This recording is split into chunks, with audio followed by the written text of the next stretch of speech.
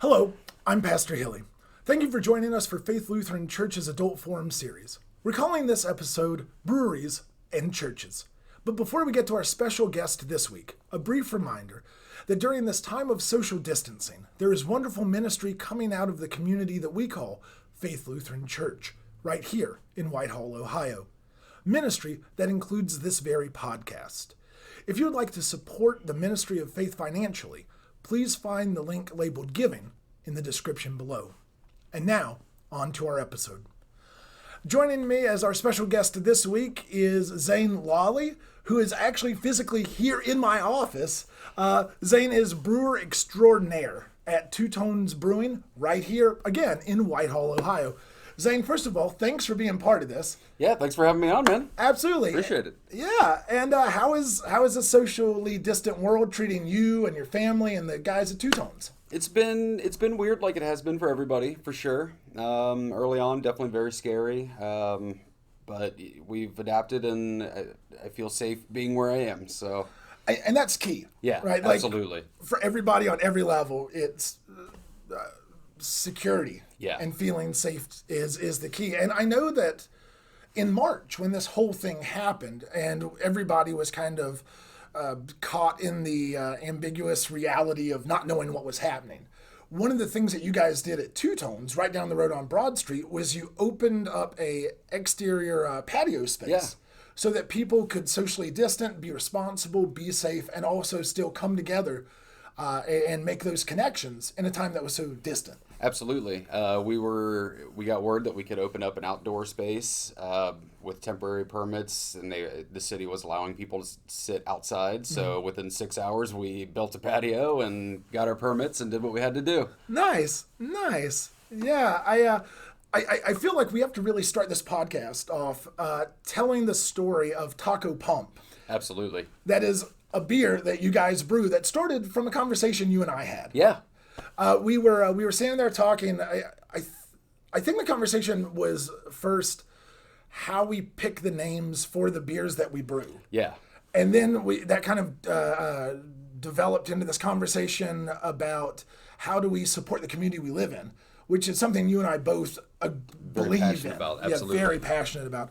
And I told you about our Taco Tuesday program and said, wouldn't it be great if we could brew a beer that would have some kind of fiscal kickback to fund this community meal that we use to feed people in the neighborhood? Yeah. You were super on board, and then we were kicking back ideas of what would we name that beer. And one of us said Taco Pump because it would pump money into the Taco Tuesday program. Right. And the rest, as they say, is history. Yeah. You know, the sad part of that was the original release of Taco Pump, February 28th. The brewery was filled. The community came out for it. That was one of our busiest nights, honestly, that we had had in a very, very long time. Winter's typically pretty slow for breweries, too, and the turnout from the community and from what we put out there, and for people that wanted to support everybody in the community. I thought that was really special. Oh, absolutely. I mean, the heartbreaking part of that was February 28th, amazing event. Within 2 weeks, COVID hits, everything shut down. Yeah, the timing was not great. Yeah. And so we were so excited. Like, oh, great. We have these funds coming in that are going to help us pay for the Taco Tuesday meal. And then we never got to the third Tuesday in March Right. because of what happened. But the good thing is coming out the back end of that, and we'll talk about this more in a little bit, is due to the fact of great community partners. Being you guys at Two Tones and Uncle Will's Wagon, who's also a Whitehall guy, we were able to use that money through Uncle Will to continue our Taco Tuesday program. Now I call it in jest Taco Tuesday on Sunday. Yeah. Yeah, and it's using community money from you guys to make sure Uncle Will's costs are covered, and we still get to feed people in the neighborhood. Yeah, it works out so well for everybody. Yeah, it's definitely a win-win. And it's a beer that we've brewed continuously since then, because we like to keep it on, and we like to be able to continue to donate. Absolutely. Yeah, absolutely. So I can hear the people in the back of my mind who may think that doing a podcast about the history and the relationship between breweries and churches being a really weird thing. But when we look, especially at like the Renaissance era and the time before that, the relationship between breweries or tap rooms or public houses, pubs, and churches has been a huge part of community life, especially through Europe and around the world. There's a story that I've never been able to confirm, but I love, which is back in Europe in the 13, 14, 1500s, the priest would finish mass and the priest would be processing out, and it would just be the church in the center of the town, and then across the street would be the businesses and the pubs and that sort of thing. And so as the priest left the church, he could stand in front of the pub and welcome everybody there, because they didn't have fellowship halls the way that we think about them now. Right. And so it wasn't until, like the Puritans come to America and they're building churches outside of the confines of downtown European towns. They need somewhere to gather. They built fellowship halls as a place to gather. And then because they were Puritans, they also, didn't have libations or alcohol of any kind, and started creating this division that was never there in Europe. Right. Just never there in Europe. I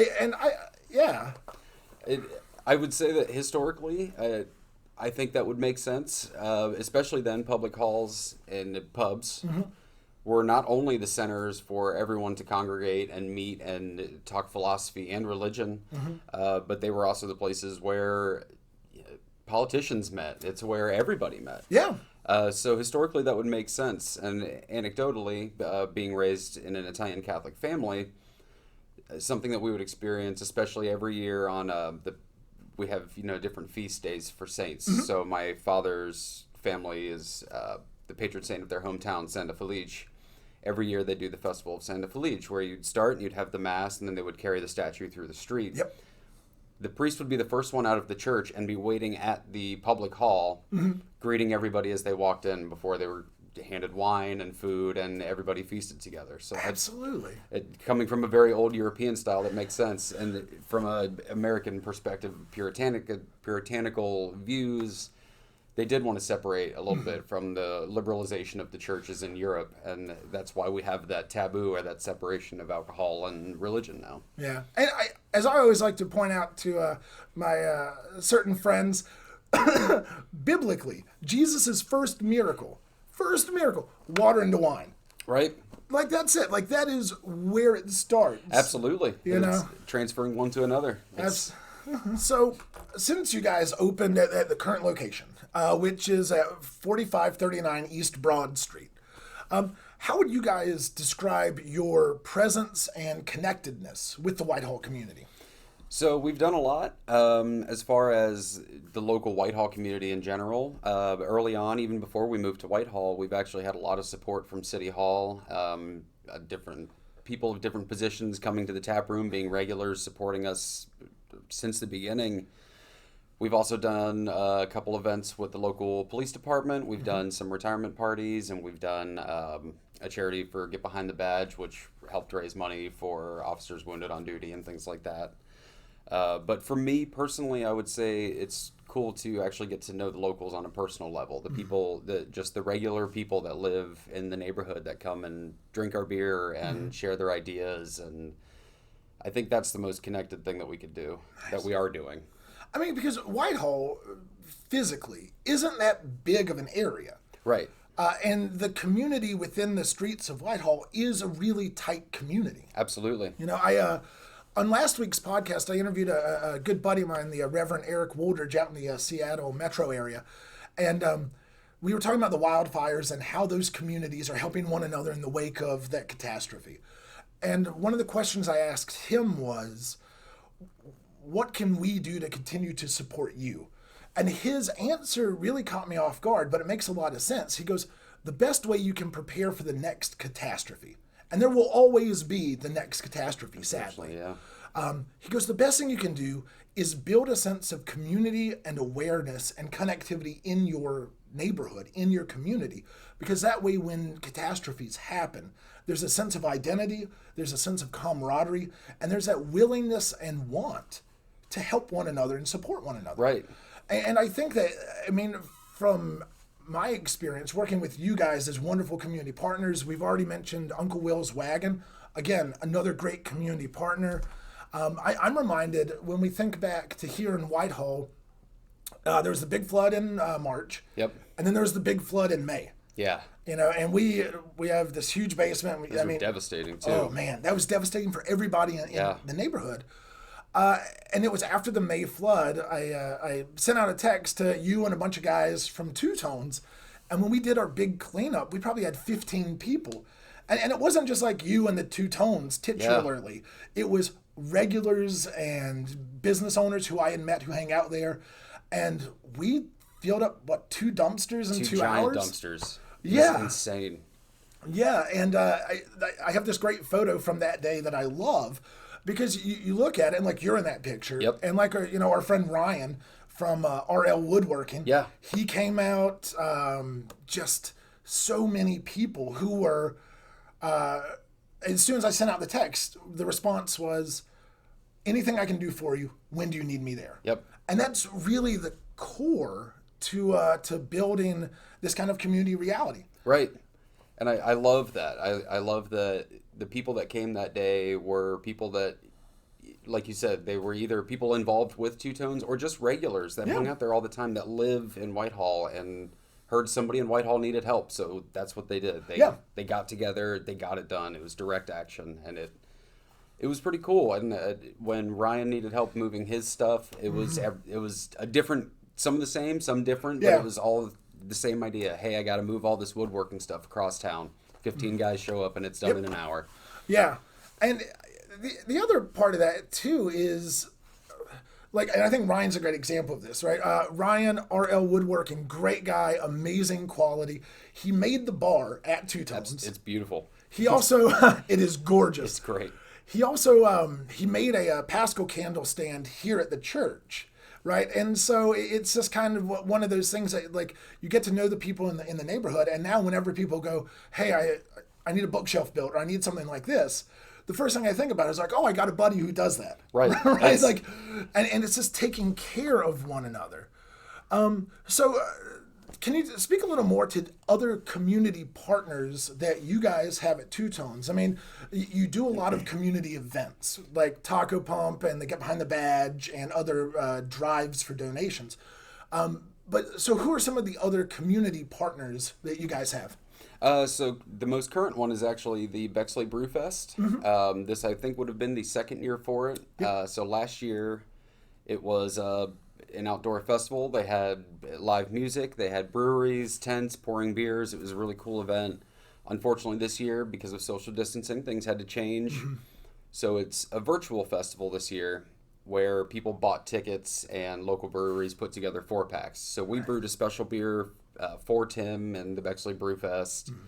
Mm-hmm. We actually let him come up with the label design. It was nice. In honor to his father, and I thought that was a really cool thing. So that's something that we're doing. And that's the Bexley Brew Fest, just to plug that, that's a charity kickback too. It is. Yeah, that I forget if Tim was here. Details on it. Yeah, Tim would be great. Tim would be great. He would give me the eye. He'd be like, "How do you not know this?" Right. Besides them, Cloud House is a maker space out here on the east side as well, owned by a couple friends of mine. It's a membership kind of spot that you can pay a certain amount a month. You go in and they have woodworking tools, CNC machines, 3D printing, basically anything you could think of, a forge, a kiln, whatever you want to make, they've got it, and they've got somebody to teach you how. Nice. They helped us out early on by teaching me how to use the CNC machine and making some of the sign work that we have in the brewery. The guys from there have actually donated their time and helped us move the bar in that Ryan made because it was so heavy. Yeah. The Columbus Candle Company is another one. It's a company I used to work for who have allowed me to continue to use their materials to make candles for our brewery, as well as giving us some of their donated candles that we have been able to sell, and those also go towards different charities. So we've a lot of connections here on the east side. We had a lot of regulars as well, from like Brad from Bexley Pizza Plus. He's a huge one. Yeah. And he loves bringing pizzas over and feeding people whenever he can. I love stuff like that. Yeah. I actually, speaking of Brad, again, just being a great human being, he texted me when we were cleaning out the basement. He goes, "I really want to, but I got to open up the restaurant." Oh, yeah. And so when we came back to Two Tones after we cleaned out the basement, they were like, six pizzas. Yeah. Just there. And it was Brad going like, I want to help. I want to do something. This is the thing I can do. I forgot about that. That was awesome. Yeah. Well, what I'll do is in the link in the description below, I'll put links to Bexley Brewfest and RL Woodworking and a bunch of the community partners that we're talking about right now, because it's such an East Side thing. It is. It is. In the 18 months I've been back in Columbus, I've become such an ardent no, I'm on the East Side. I love it. I've lived here in Whitehall for the last 7 years almost. My wife and I've lived here, I work here. Even before Two Tones, I worked on the East Side, and I love it out here. It's a different feel. It's a very community feel. Yeah. Okay, so religiously, alcohol has played a lot of functions across time because of its psychotropic effects of drinking too much. But those effects were seen as a connection to the divine. More interesting, I think, is the fact that due to the skill needed for the brew process, it was thought that beers came out of that beers came out of this process, and the process itself was divinely inspired because it used natural ingredients and the hand of the divine, if you will, to make sure everything gets to the right place to guide the brewers to allow the creation of this beverage that then in turn created, or we could say continued, this relationship between the enjoyers of the beverage and the divine that inspired this kind of process. And I think that's fair. I've homebrewed. I mean, you guys have a huge system, and no matter the size, it's a labor of love. It's a labor of love. And every time I've homebrewed, there's a lot of me holding my breath, a lot of me praying that it's going to work out. Oh, yeah. A lot of that I'll hit all the right points. So for people who have never been involved with the brew process, can you just kind of walk us through what that looks like on a general level? Sure, absolutely. In a modern brewing sense, you use 4 main ingredients in beer, being water, barley, so usually a malted cereal grain of some sort, any kind of fermentable sugar, hops, and yeast.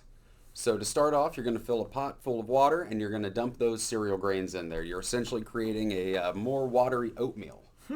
You're going to extract that liquid off of there after a little while. So now you have your grains that are separated from your liquid. You're going to take that liquid, which is now called your wort, and you boil it. Boiling is going to extract more sugars, and then that's when you're going to add your hops. Your hops are going to be your spices, if you want to think of it that way. After that's all done, you cool it down, and then you add your yeast. After you add your yeast, the yeast is going to consume those sugars that you have extracted from your grains and create alcohol. Right. And so that's essentially the process in a nutshell. Nice. It's crazy thing with our modern technology, right? So the first time I homebrewed, I went to a brewery supply store in Hartford, Connecticut. I bought the box, I bought the thermometers and all the tools that you need. And, it's like doing a science project in 8th grade, but I was a lot more invested in it. Oh, yeah. And the outcome was a lot more fun, right? But that's standing on top of thousands of years of brew history. I can't imagine trying to do that process. Thinking about things as specific as when you're boiling the wort is that you want it about 170 degrees for a very specific amount of time. And again, I'm sitting there with 3 thermometers and a cell phone on to make sure that the time is right. Right. And the fact that people were doing this 2, 3, 4, 5, 6, 700 years ago. Oh, yeah. With no smartphones and no thermometers the way that we're using them. Right. That's mind-blowing. It's the history of beer is super interesting in that regard.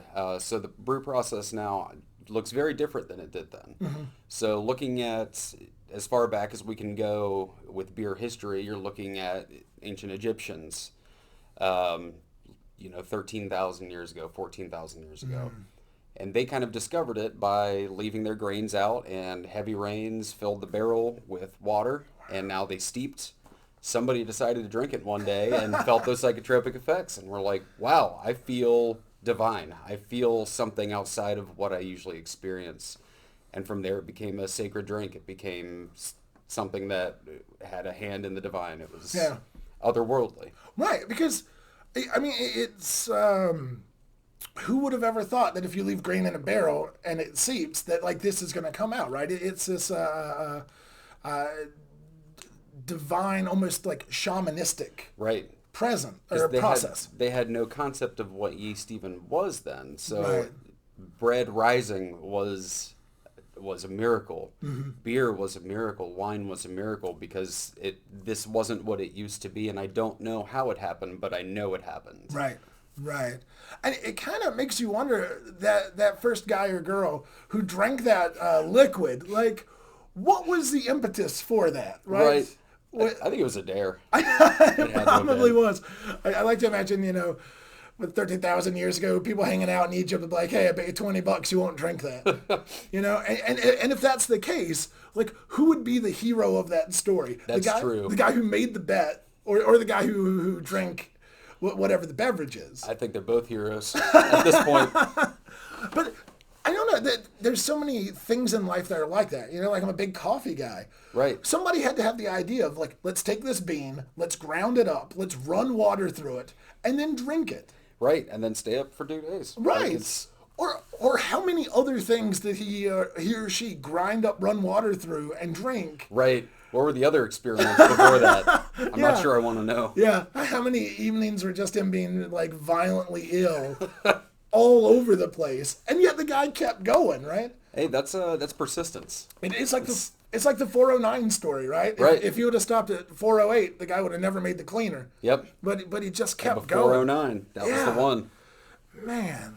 Nice. So let's take a moment to discuss some of our favorite Christian brewers. And I love saying that because some people, again, think that that's an oxymoron. But again, when we look at especially European history, that relationship between the church and the breweries, and churches as breweries, which is kind of where we're going with this, has been so well connected. But I have this great friend down in Tobaccoville, North Carolina. He's a Baptist preacher, love him to death, most straight-laced guy I've ever met. And there's this great thing that happened to us. We were at a concert, and these guys were behind us, and they tap us on the shoulder and, talking like you do at a show. And they're like, hey, you guys want some drinks? And my buddy Will says, I'm Baptist, I don't drink, but my friend here, he's a Lutheran, and he'll drink like a fish. Which I laughed. I'm not going to correct that, right? And then they came over with a few. And so I called up Will when I kind of wrote the show notes for today. I was like, hey, man, I'm talking about Christian brewers. And he's like, oh, man, that ain't a thing. You can't do that. What are you doing? But that's not true. No, not at all. Not at all.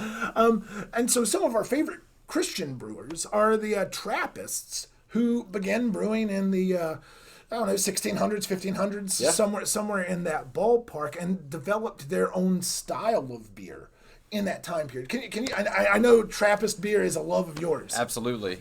Trappist beers, or Belgian beers in general, as they're kind of colloquially called now, are some of my favorite beers. So historically, there have been dozens and dozens of Trappist breweries that have existed.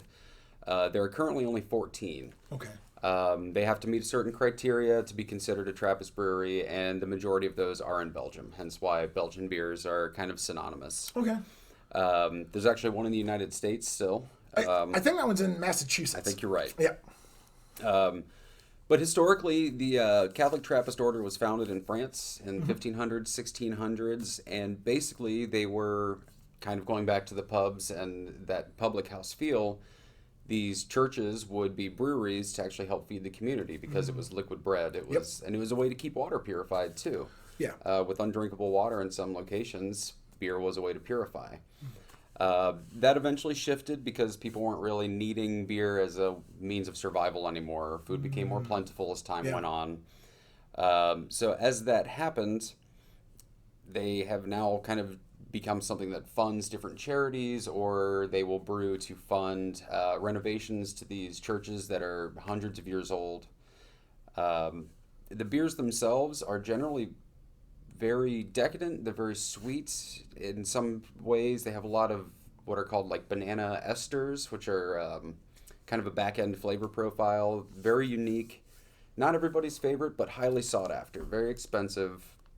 Very, very well done. Nice.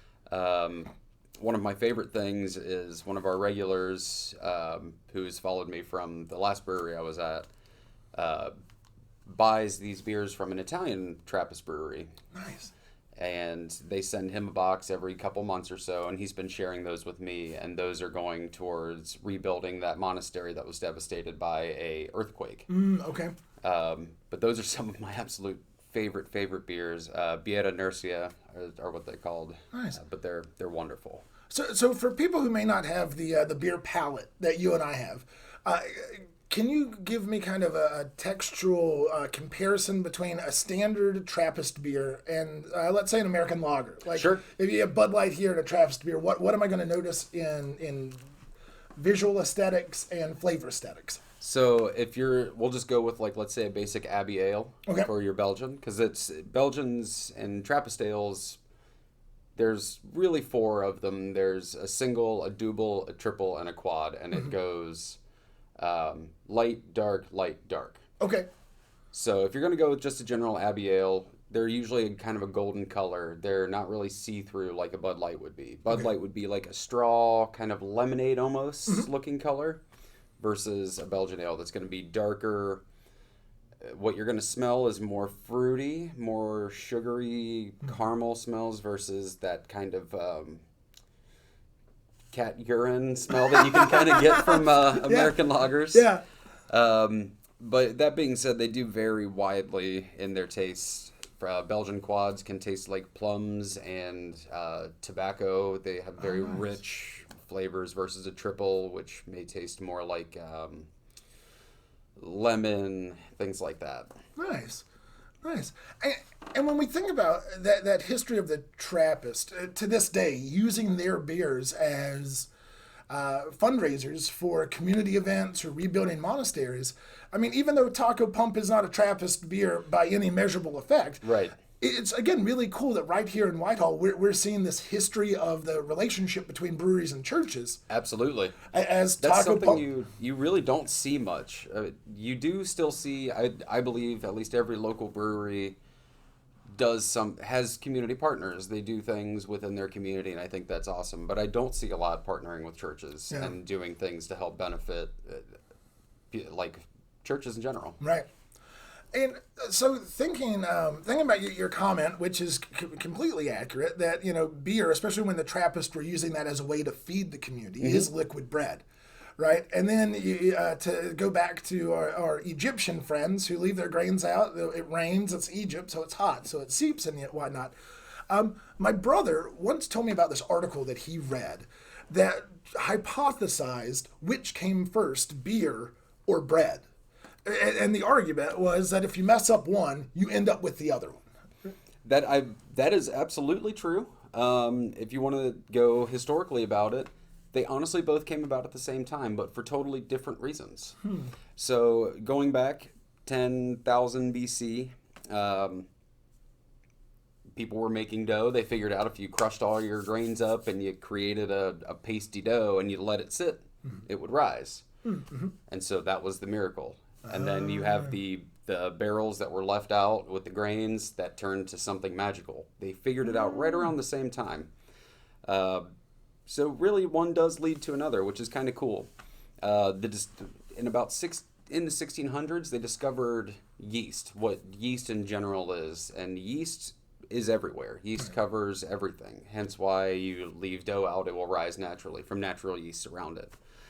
In 1857, Louis Pasteur found out that yeast creates alcohol because yeast is a living organism. Right. In the 1600s, they just knew that yeast did something. Right. So they were able to make bread and able to produce produce yeast for beer and bread and make them separate.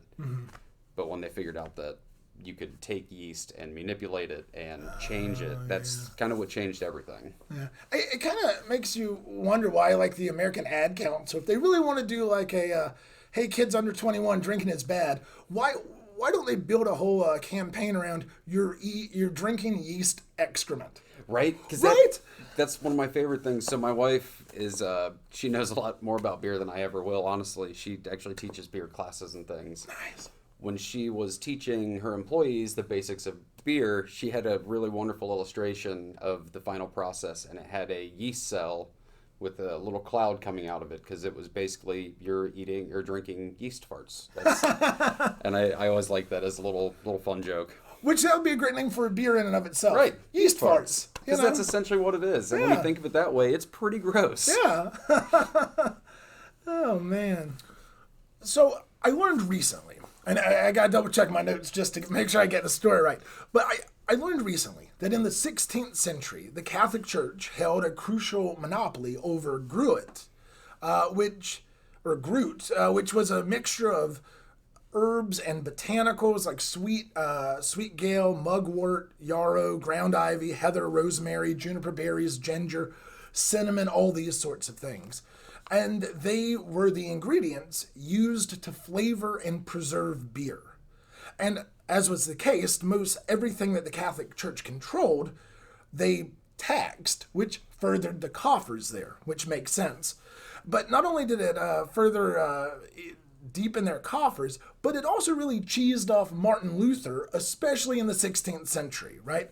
And so Martin Luther himself, who was a knowledgeable beer drinker, as part of his rebellion, Luther got his followers turned onto the idea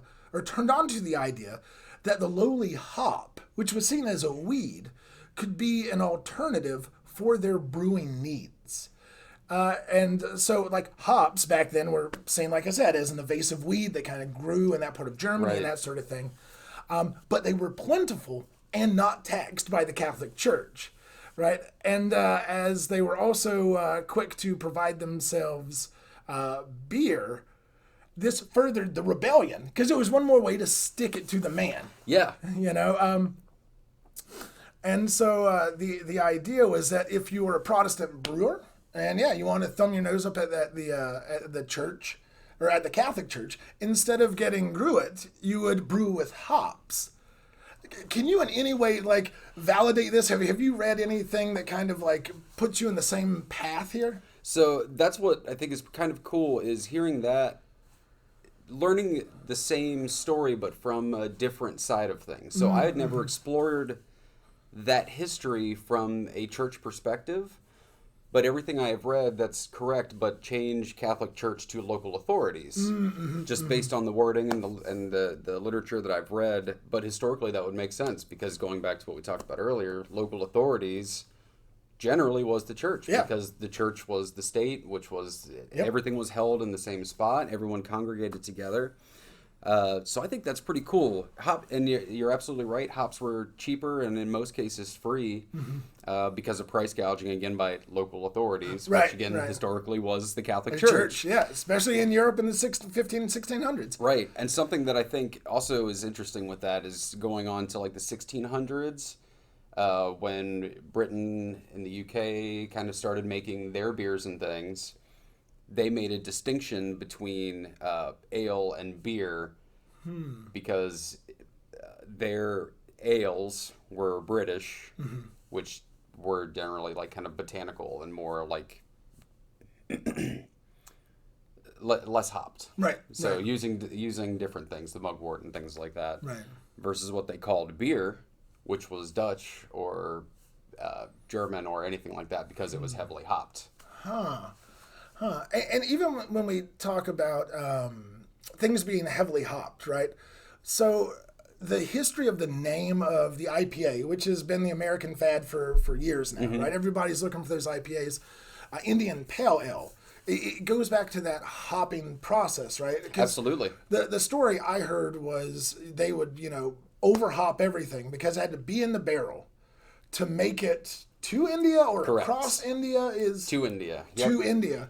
And so those beers were so radically different, especially opposed to like the English lagers. Absolutely. That were more like extra special bitters and that sort of thing. They were malty. They were almost closer to a Guinness than what we would think of as anything else today as a beer or an ale. But you're absolutely right. They would heavily hop these beers to preserve them because hops are an excellent preservative as well as alcohol. Oh, yeah. So those were the two things that defined the India Pale Ale. It was typically higher alcohol and typically higher hopped because it had to make that long train journey from the UK to India. Wow. Which is funny because, interesting, right? Because it has such a rich history to it. But now when you say IPA, people are like, oh, yeah, like New England style. Right. And you're like, we're talking old England style from 800 years ago. And if you were to have one of those IPAs now, I don't think any beer drinker would even like it, honestly. It would be such a radically different taste.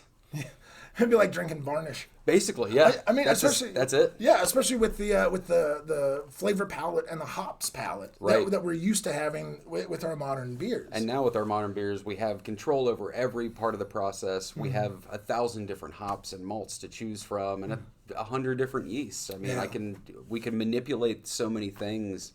But then it was, well, this is the barley we have. This is the temperature outside.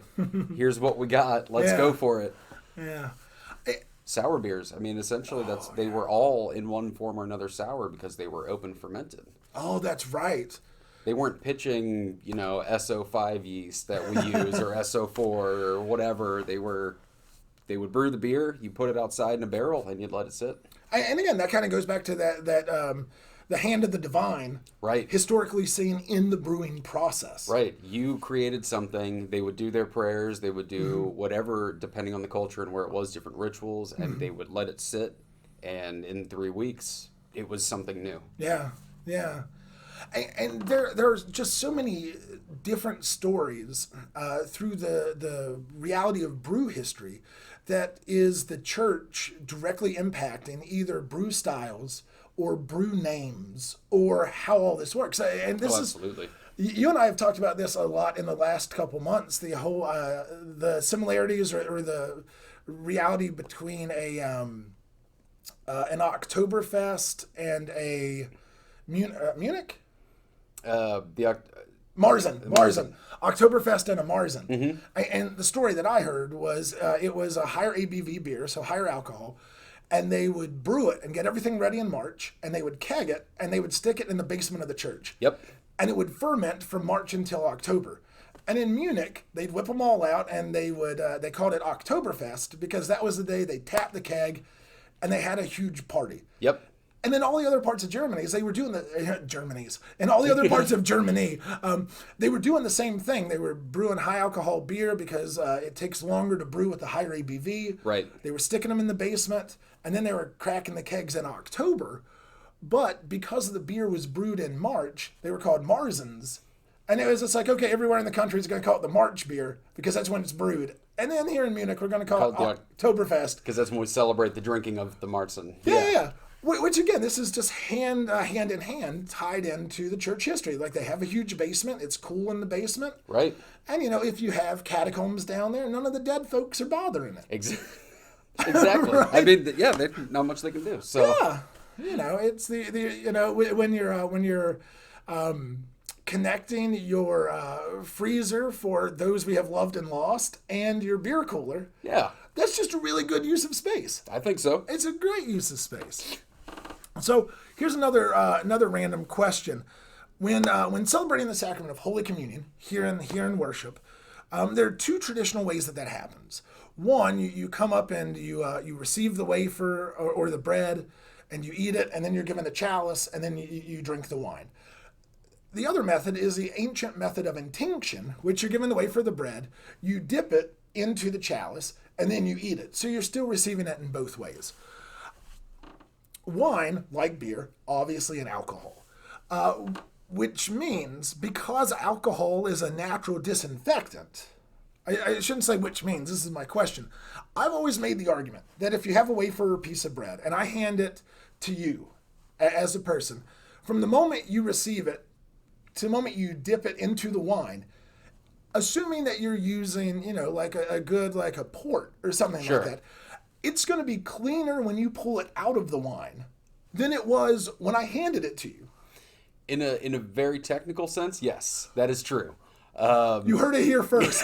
I am right. And I'm also glad you brought up saying port, because if we were talking like a Manischewitz or like a 10-11%, no matter what, it is technically always going to be more sanitary, because any amount of alcohol will be a sort of disinfectant. However, it's not going to be enough, because when you really want to get into disinfectant, you're talking something that's going to be about 180 proof or 90% alcohol. So what I hear you saying is to have the most sanitary communion experience, especially in light of COVID, we need to replace wine with moonshine.